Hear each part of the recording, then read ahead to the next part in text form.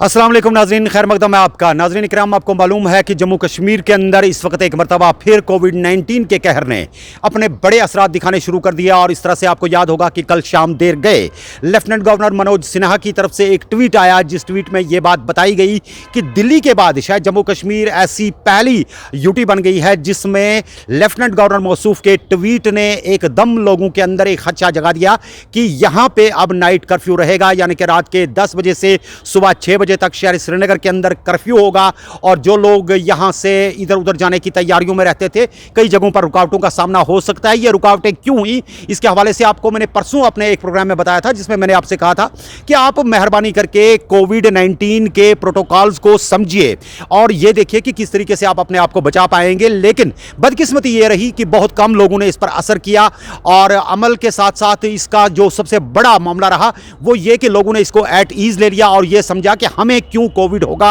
और ये समझते रहे कि शायद ये कोई अफवाहबाजी ही है। जब तक कल शाम गए तक आपने देखा तो 850 के करीब हमारे पास कोविड पॉजिटिव पेशेंट्स की मिकदार पहुंच गई, जिसको लेकर के बहुत ज़्यादा परेशानियां सामने आ गई। और इस तरह से कई एक इस तरह की मीटिंगों का भी अब इनेकाद हो रहा है, जिसमें शायद ये जायज़ा लेने की कोशिश की जाएगी कि किसी न किसी तरीके से इस वबा से बचने के लिए, जहां बड़े पैमाने पर महकमा हेल्थ की बात करते हैं तो वहां पर कुल मिलाकर के तमाम डॉक्टरों की जो छुट्टियां हैं वो मनसूख कर दी गई है और बताया गया है कि वो आएं और किसी भी तरीके से अपनी ड्यूटी पर हाजिर रहे, क्योंकि जम्मू कश्मीर के अंदर इस वक्त कोविड-19 को लेकर के जो परेशानी है वो बहुत ज़्यादा बढ़ रही है। लोगों को बड़ा एहतियात करने की ज़रूरत है और खुदा न खास्ता आप में से कोई भी कोविड पॉजिटिव आ जाता है तो इसके साथ ही पूरा घर जो है वो मुलविस होकर के रह जाता है और घर के किसी भी फर्द को फिर बाहर निकलना बड़ा मुश्किल हो जाता है। और उस पर सोशल स्टिग्मा ये है कि लोग जो है वो बड़े परेशान इसलिए हो जाते हैं क्योंकि उनके साथ जो पड़ोसियों के ताल्लुकात हैं वो भी कुछ बेहतर नहीं रहते।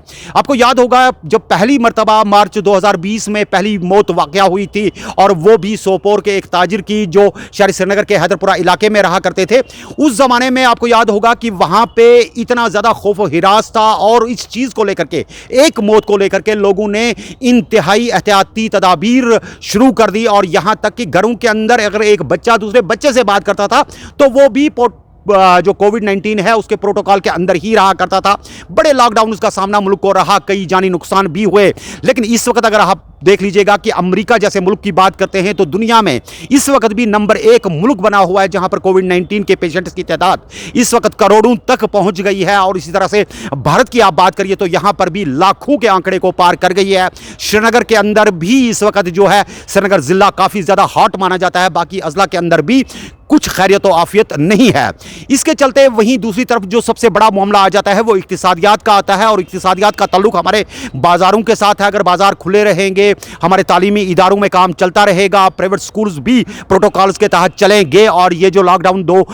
हफ्ते के लिए किया गया था स्कूलों के अंदर, जिसकी बहुत ज़्यादा मुखालिफत सभी तबका हाई फिक्र ने की थी कि हमें कोविड के साथ ही जीना होगा, इस पर भी अगर सरकार कोई फैसला लेकर के आती है तो इंतहाई एहतियात के साथ हमें अपने रोज़गार के हवाले से भी मुहतियात अमल इख्तियार करना पड़ेगा। और बड़े तरीके से जो मस्जिदों के अंदर तरावियां होंगी, अब माह रमज़ान का मुबारक महीना भी आ रहा है तो इसके हवाले से भी बड़ी एहतियाती तदाबीर से काम लेना पड़ेगा। उलमा की तरफ से भी एक प्रेस कॉन्फ्रेंस दी गई जिसमें यह बताया गया कि कोविड-19 की बढ़ती हुई सूरत हाल को देख करके मस्जिदों के अंदर जो सोशल डिस्टेंसिंग है उसको कायम रखा जाएगा ताकि किसी तरीके से लॉकडाउन की तलवार हमारे सरों के ऊपर ना गिरे। वहीं दूसरी तरफ इक्तिसादियाती शोबे को जो देखते हैं उसमें टूरिज्म का बहुत बड़ा हाथ है और टूरिज्म के अंदर आने के लिए किसी भी तरीके से यहाँ के लोग चाहते हैं कि चाहे वो हैंडीक्राफ्ट्स के साथ ताल्लुक़ रखते हैं या फिर शाल बाफी के साथ ताल्लुक़ रखते हैं, कालीन बाफी के साथ ताल्लुक़ रखते हैं। आप देखिए कि उन घरानों के अंदर कई चूल्हे जो थे वो तकरीबन 1-1.5 साल तक बुझे रहे और उनके पास 2 वक्त की रोटी भी मैसर नहीं थी।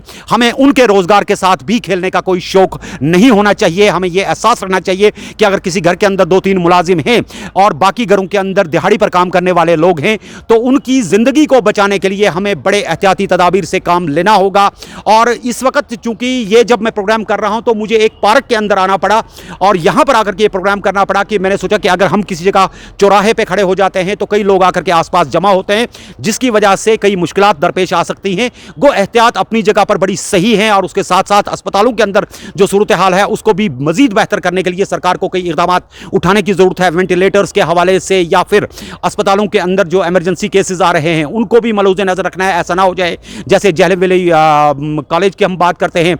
चाहे उधर से हम दूसरे मामलात को देखते हैं, चाहे सीडी अस्पताल की बात होती है, जेवीसी की बात करते हैं, सूरा मेडिकल इंस्टीट्यूट की बात करते हैं, जवाहरलाल नेहरू हॉस्पिटल की बात करते हैं। अगर ये सारे अस्पताल हम सिर्फ कोविड अस्पताल बना देंगे तो लोकल आदमी जो बीमार होता है, दीगर बीमारियों को लेकर के जाता है, उसे बहुत ज़्यादा परेशानी रहती है। इसलिए हमें चाहिए कि हम अपने आप में एक एहतियाती लाहे अमल के साथ ही जिंदगी के पहिए को आगे लेकर के चलें, ताकि लोगों को कोई बड़ी मुश्किल का सामना ना करना पड़े। क्योंकि यहां आपको यह मालूम होना चाहिए कि जम्मू कश्मीर के अंदर एक नई फिल्म पॉलिसी भी आ रही है, जिसको लेकर के शायद फिल्मी सितारों की एक बड़ी टीम जो है अब वो जम्मू कश्मीर आएगी। और उसके साथ साथ आपको यह भी याद होगा कि गुज़श्ता दिनों सरकार की तरफ से एक बयान आया जिसमें यह भी बताया गया है कि पार्लियामेंटेरियंस का एक वफद जो है वो भी अब जम्मू कश्मीर दोबारा वारिद हो रहा है। यानी कि अब ये तीसरा चौथा वफद होगा जो कश्मीर की सूरत हाल के हवाले से यहां पर आकर के बात करेगा। सियासी सरगर्मियां बहुत ज़्यादा जोरों के अंदर नजर आ रही हैं। कुछ तो है जिसकी पर्दादारी है और अंदर ही अंदर से कुछ इस तरह की चीज़ पक रही है जो जम्मू कश्मीर के हवाले से कोई ये कह सकते हैं कि सियासी तौर पर एक नई तब्दीली लेकर के आएगा। डीलिमिटेशन की बात को हम अलग छोड़ते हैं, लेकिन इस वक्त जो बैरून दुनिया की हम बात देखते हैं, सऊदी अरबिया की बात देखते हैं, यूएई की बात देखते हैं, दुबई के अंदर होने वाले कुछ इस तरह के मामलात को देखते हैं, जिनको लेकर के पता चलता है कि भारत और पाकिस्तान को करीब तर लाने के लिए, जैसे कल शाम को ही जो सेक्रेटरी बराए अमूर दाखिला हैं अमेरिका के, उन्होंने एक बयान दिया जिसमें उन्होंने ये कहा कि भारत और पाकिस्तान को मिल करके अपने मामलात का कश्मीर समेत जो है वो हल निकालने की कोशिश करनी होगी और किसी भी तरीके से हटदर्मी को ख़त्म करके खित्ते को जंग से महफूज और पाक करने की ज़रूरत है। इस हवाले से अगर इस तरह की बड़ी तब्दीलियां होने वाली हैं तो इसका मतलब है कि बातचीत के हवाले से कुछ ऐसे लोग भी जम्मू कश्मीर के अंदर दाखिल हो सकते हैं। कई ऐसे मामलात हो सकते हैं जिसमें स्टेक होल्डर्स को साथ लेकर के चलने की जरूरत होगी। हम यही उम्मीद रखेंगे कि आने वाले कल में जो कुछ भी जम्मू कश्मीर के हवाले से बड़ी तब्दीलियां सामने आएंगी, चाहे वो पॉलिटिकली बड़े डेवलपमेंट्स की बात हो या फिर बातचीत के हवाले से जो भारत और पाकिस्तान के दरमियान तलखियां हैं उनको खत्म करने के हवाले से जो मामलात हैं उन पे जो बात होगी उसमें कश्मीर के लिए कुछ अच्छा निकल के आएगा। जैसे आपने देखा कि एलओसी पर जंगबंदी के बाद यहां पर कई लोगों ने अब चैन का सांस लिया, उनके मवेशी अब चरने के लिए निकलते हैं, वो अपने चरागाहों में भी जाते हैं और अपने खेत खलियानों का रुख भी कर रहे हैं। लेकिन गुज़श्ता 25-26 बरस के दौरान जितना कश्तो खून उन लोगों ने देखा, जितना अजाब उन लोगों ने देखा, अगर वही चीज़ें यहाँ जम्मू कश्मीर के अंदर या कश्मीर खिते के अंदर आम आदमी जिस तरह आए रोज़ तशद्दुद के बेंट चढ़ रहा है और वहाँ दूसरी तरफ लोग ऐसे भी ताक में बैठे हैं जो यहाँ के जवानों को किसी भी तरीके से बर्बाद करने के लिए मनशियात के इतने बड़े धंधे करते हैं कि कल शाम जो आपने केरन करना टंगडार की बात सुनी जिसमें तकरीबन 60 करोड़ रुपए की अफ्यूम और कोकीन पकड़ी गई, तो इसका मतलब है कि यहां पर तशद्दुद को हवा देने के लिए और बच्चों को मुकम्मल तरीके पर तबाह करने के लिए बड़ी ताकतें काम कर रही हैं और कभी नहीं चाहेंगी कि यहां की मईशत ठीक हो, यहां के बच्चे जिंदा रहें, सलामत रहें। अब हमें कब्रिस्तान नहीं बसाने हैं और इस तरह के ड्रग माफिया पर जो पुलिस का आए रोज कंट्रोल बढ़ रहा है, अनंतनाग के अंदर 1500 से ज्यादा सिरकोडिन, कोडीन और कोरेक्स की बोतलें पकड़ी जाना, यह सारा कुछ जो है जम्मू कश्मीर के हवाले से एक बड़ा अंदिया देता है कि यहां की जवान नस्ल को तबाह बर्बाद करने के लिए बहुत सारी एजेंसियां काम करती हैं। हम वालिदैन से यही गुजारिश करेंगे